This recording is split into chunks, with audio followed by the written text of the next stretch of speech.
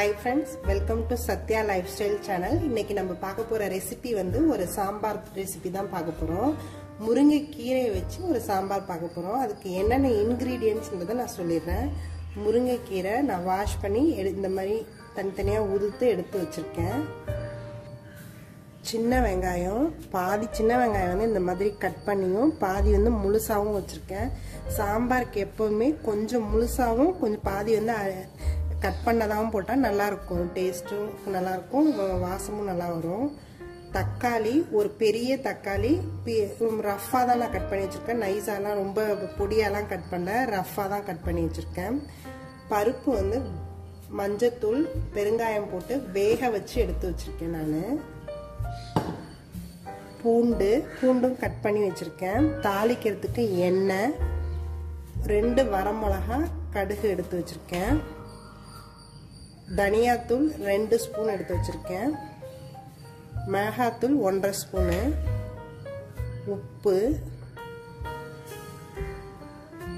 இந்த இன்கிரீடியன்ஸ் இல்லாமல் இன்னும் ஒரு இன்கிரீடியன்ஸ் இருக்கு. அது வந்து ஒரு சீக்ரெட் இன்கிரீடியன்ட்னு வச்சுக்கலாம். நல்ல ஸ்மெல்லும் வரும், வாசமும் நல்லா வரும் இந்த சாம்பாருக்கு.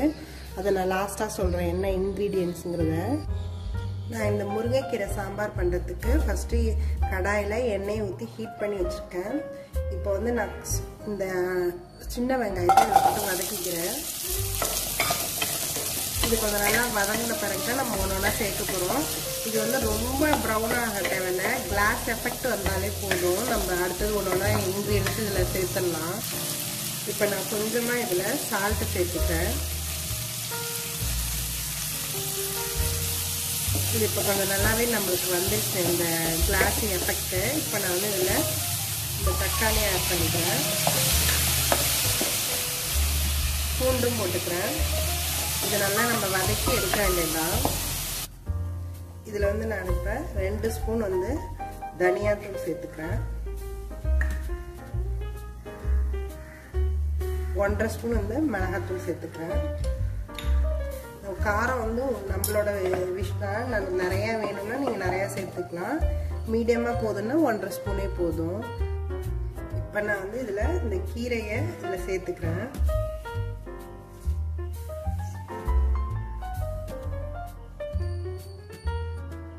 இந்த கீரையை இதில் சேர்த்துட்டேன். இதை வந்து நம்ம வதக்கக்கூடாது. இந்த கீரை வந்து வதக்கினோம்னா ஒரு மாதிரி மரத்து போன மாதிரி ஆகிடும்.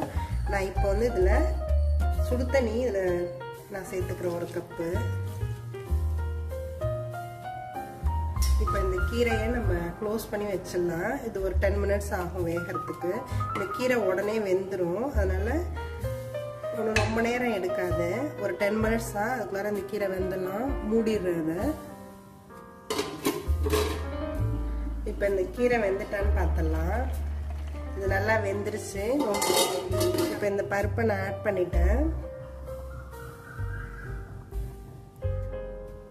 இந்த பருப்பு இப்போ நான் ஆட் பண்ணிட்டேன். இது பருப்பு சேர்த்தோன்னே இது நம்மளுக்கு வந்து ஒரு கொதி தான் கொதிக்கணும். இது ரொம்ப இந்த சாம்பார் கொதிக்க ஆரம்பிச்சிருச்சு. நம்ம இதை நிறுத்திடலாம். இதுக்கு இப்போ தாளிப்பு ரெடி பண்ணலாம்.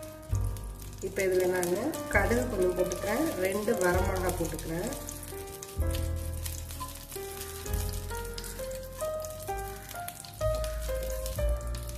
சீரகம் கொஞ்சம் போட்டுக்கிறேன்.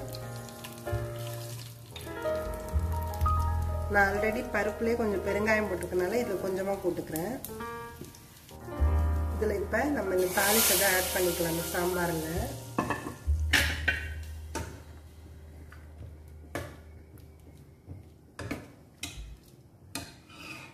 இது வந்து பாசி பருப்பு வறுத்துட்டு நான் பொடி பண்ணி வச்சுருக்கேன். இதோட ஒரு 2 வரமிளகாவும் போட்டு நான் பொடி பண்ணியிருக்கேன். இது வந்து நல்லா ட்ரை ரோஸ்ட் தான், எண்ணெயிலலாம் வறுக்க வேண்டாம். பாசி பருப்பை ட்ரை ரோஸ்ட் பண்ணிவிட்டு பொடி பண்ணி இந்த மாதிரி எடுத்து வச்சுருக்கேன். ரொம்ப நைஸாலாம் பொடி பண்ண தேவையில்லை. இந்த அளவுக்கு கொஞ்சம் கோஸாகவும் கொஞ்சம் நைஸாகவும் இருந்தால் போதும். இதை வந்து இதில் ஒரு 1.5 ஸ்பூன் கிட்ட நான் போட்டுக்கிறேன்.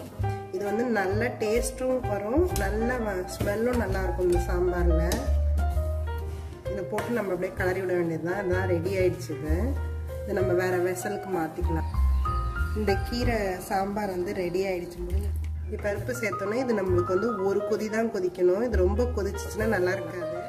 இந்த முருங்கைக்கீரை சாம்பார் இப்போ ரெடி ஆயிடுச்சு. இதை நீங்களும் ட்ரை பண்ணி பாருங்க. இந்த லாஸ்ட்டாக சொன்ன சீக்ரெட் இன்க்ரீடியன்ஸை போட்டு ட்ரை பண்ணி பாருங்க. அது நல்ல ஸ்மெல்லும் இதுக்கு டேஸ்ட்டும் கொடுக்கும். இதை நீங்களும் ட்ரை பண்ணி பார்த்து சாப்பிட்டு என்ஜாய் பண்ணுங்க.